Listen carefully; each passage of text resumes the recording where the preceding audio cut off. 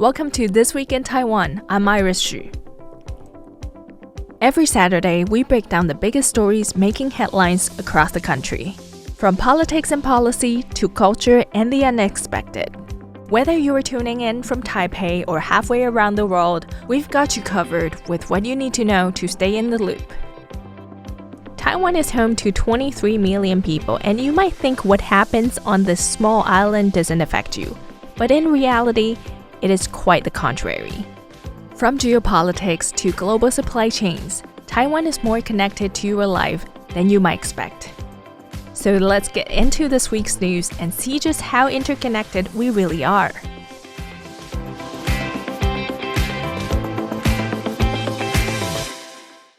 On Monday, June 16th, President Lai Ching-te welcomed U.S. Representative Ami Bera, co-chair of the Congressional Taiwan Caucus, along with a delegation of Democratic lawmakers at the presidential office. Lai thanked Bera for leading the group to Taiwan and expressed appreciation for the U.S. Congress's firm support. He also said he hopes Taiwan-U.S. security ties will move beyond military purchases to include joint production, research and development, and deeper defense industry collaboration. In public health news, suicide has returned to the top 10 cause of death in Taiwan for the first time in nearly 15 years.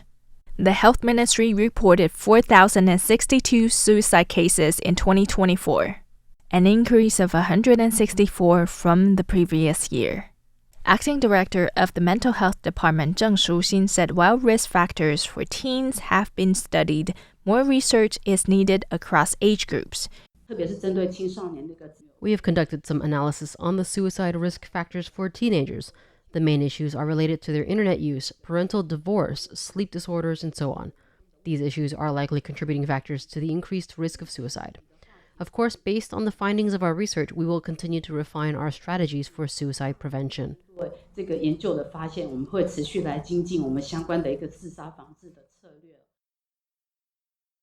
On Tuesday, Taiwan climbed to 6th place in the IMD World Competitiveness yearbook, its highest ranking ever among 69 global economies. The report released by the International Institute for Management Development in Switzerland placed Taiwan just behind Switzerland, Singapore, Hong Kong, Denmark, and the UAE. Taiwan also held the top spot for economies with over 20 million people for the 5th straight year. Also on Tuesday, both the KMT and TPP party leaders declined to attend a high-level national security briefing hosted by the presidential office. The meeting had been set to include heads of defense, diplomacy, and national security, along with the opposition leaders.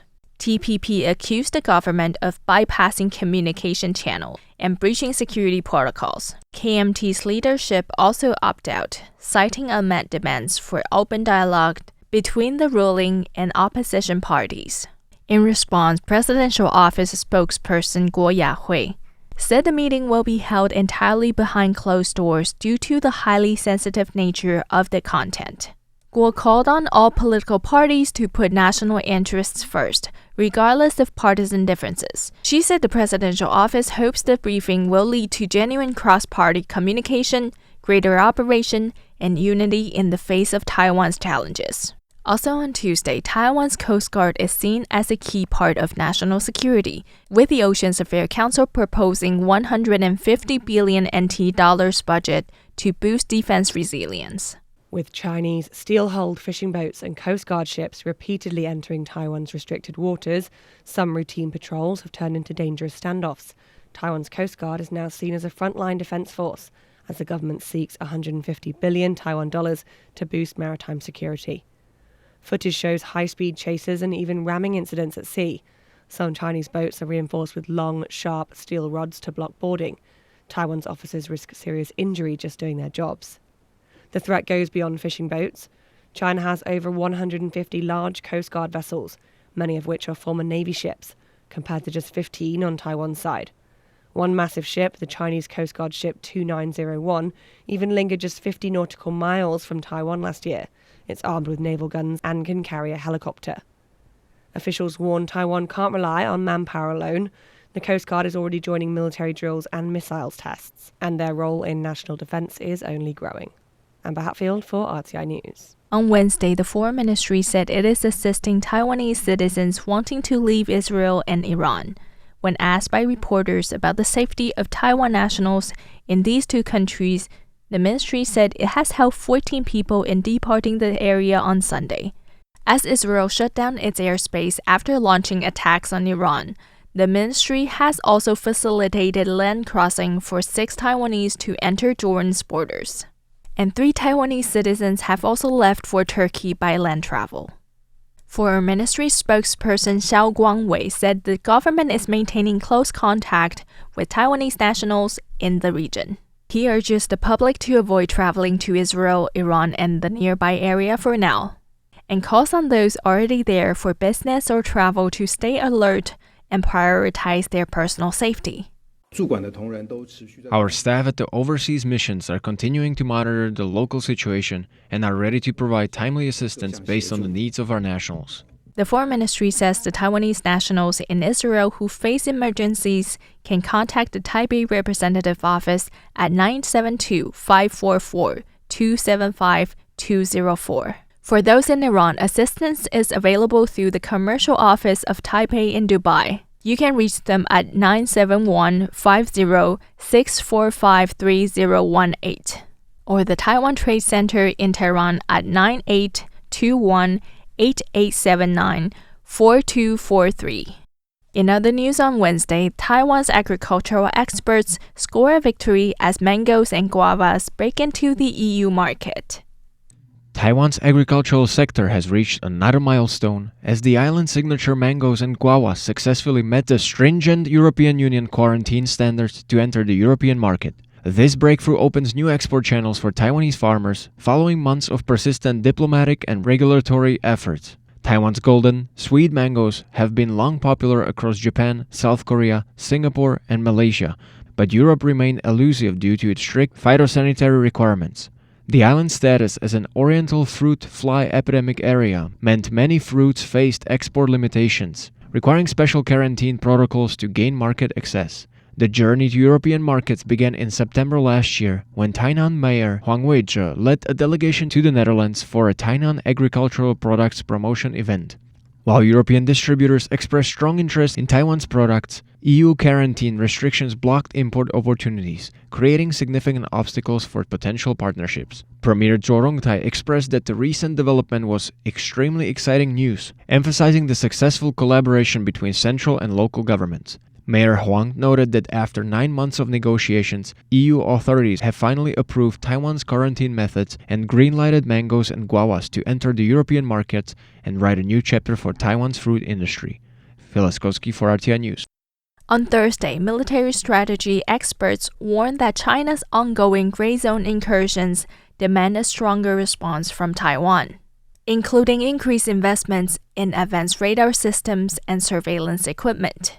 Defense strategy expert Su Ziyun of the Institute for National Defense and Security Research, a think tank funded by the Defense Ministry, said that multiple Chinese naval vessels have conducted drills in the Western Pacific over the past 2 weeks, attracting international concern. He stressed the urgent need to expand Taiwan's Coast Guard capabilities to meet basic defense requirements and counter Beijing's pressure tactics, and recommended that Taiwan explore the creation of a Coast Guard aviation unit equipped with maritime patrol aircraft to enhance sea surveillance. And a new trend is emerging that allows an alternative way to explore locations in Taiwan, a Japanese tourist-designed bingo. A Japanese-created bingo game featuring Taiwan's iconic street food and cultural experiences has captured international attention, highlighting the island's reputation as a culinary destination that attracts visitors from across Asia seeking authentic local flavors. The bingo format showcases Taiwan's diverse food scene, from the famous bubble tea that has gained recognition both domestically and internationally, to more adventurous options like stinky tofu that challenges foreign palates. International tourists have embraced various aspects of Taiwanese cuisine, with Korean visitors particularly drawn to hot stir-fried dishes similar to their home country's offerings, while Filipino tourists express special fondness for xiaolongbao, soup dumplings.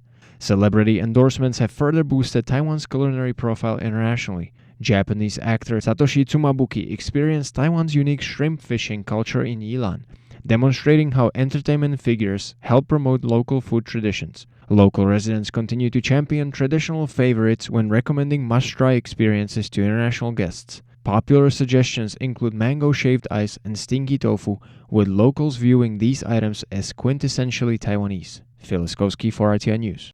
On Friday, Taiwan's foreign ministry says relations between Taiwan and the United Kingdom continue to grow stronger, with shared commitments to peace, democracy, and regional stability.